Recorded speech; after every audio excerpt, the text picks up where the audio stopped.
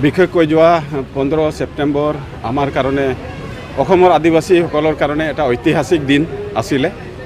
কিয়নো অসমৰ আদিবাসীসকলৰ যি ন্যায্য অধিকাৰৰ কাৰণে আমাৰ ইয়াত দীৰ্ঘদিন ধৰি সহস্ৰ এটা সংগ্ৰাম চলিলে আৰু এই সহস্ৰ সংগ্ৰামখিনি আমাৰ পাঁচটা বিদ্ৰোহী সংগঠনে পৰাপক্ষে চেষ্টা অব্যাহত ৰাখিছিলে।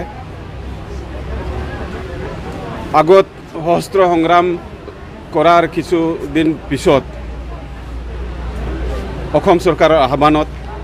আমি এক যুদ্ধবিৰতি ঘোষণা কৰি শান্তি প্ৰক্ৰিয়াত আহি চৰকাৰৰ লগত আলোচনা প্ৰক্ৰিয়া আগবঢ়াই লৈ গৈছিলোঁ আৰু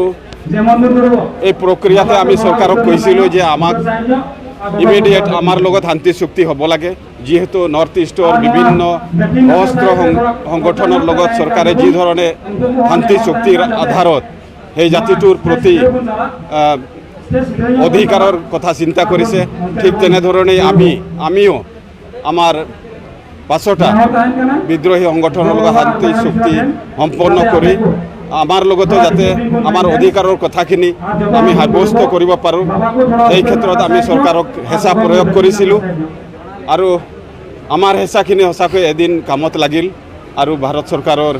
বিশেষভাৱে আমাৰ প্ৰধানমন্ত্ৰী নৰেন্দ্ৰ মোদী ডাঙৰীয়াৰ নেতৃত্বত আৰু অসম চৰকাৰৰ মাননীয়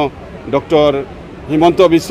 শৰ্মাৰ সবল নেতৃত্বত এইখিনি হৈ উঠিব পাৰিলে আৰু যোৱাকালি আমাৰ শান্তি চুক্তি সম্পন্ন হোৱাৰ দিনত ভাৰতৰ গৃহমন্ত্ৰী মাননীয় অমিত শ্বাহ ডাঙৰীয়া তেখেত আছিল আমাৰ লগত আৰু তেখেতৰ উপস্থিতিতে আমাৰ এই শান্তি চুক্তিখিনি হৈ উঠিলে। আমাৰ শান্তি চুক্তিৰ ভিতৰত আমাৰ একৰ্ডৰ ভিতৰত বহু দফাসমূহ আছে, যি দফাসমূহে আদিবাসী জনগোষ্ঠীটোৰ সাংবিধানিক ৰক্ষা কৱচৰ এটা ব্যৱস্থা আনিব পাৰে, তেনেধৰণৰ দফাসমূহ আমাৰ একৰ্ডত আছে আৰু এই একৰ্ডে অসমৰ কোনো জাতি জনগোষ্ঠীক আঘাত নকৰে। আমি এইটো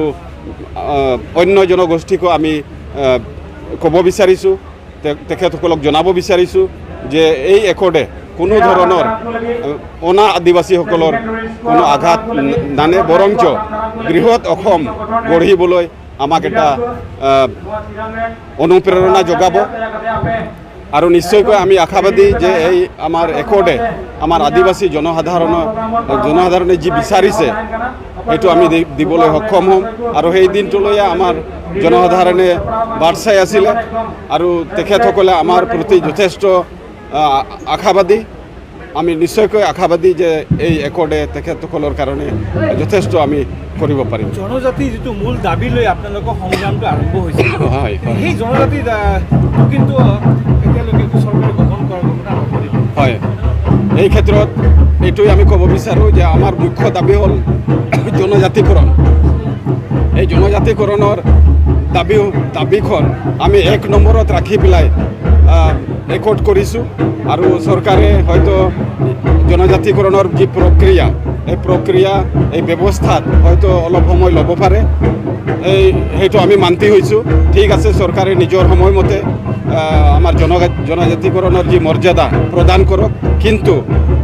ওৱান ছাইডেদি যাতে আমাৰ জাতিটোৰ উন্নয়নৰ কাৰণেও যাতে আমাৰ কামবিলাক আগবাঢ়ি যায় থাকে। বৰ্তমান সময়ত এই চুক্তিৰ দ্বাৰা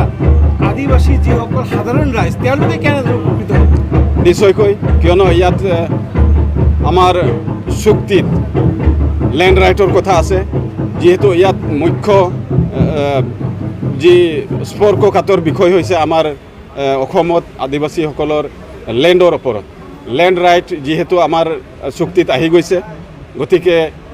আমাৰ সাধাৰণ ৰাইজ সেইটোৰ ওপৰত বেছি উপকৃত হ'ব আৰু লগতে আমাৰ একৰ্ডত যিবিলাক বিভিন্ন ধৰণৰ পইণ্টছবিলাক আছে, দফাবিলাক আছে, আমাৰ ৰাজ্যৰ কাৰণেই কৰিছোঁ। আমাৰ সশস্ত্ৰ সংগঠনৰ যি ব্যৱস্থা থাকিব সেই ব্যৱস্থাটো কিঞ্চিত পৰিমাণৰ ব্যৱস্থা থাকিব, কিন্তু বেছিভাগ আমাৰ জনসাধাৰণৰ কাৰণে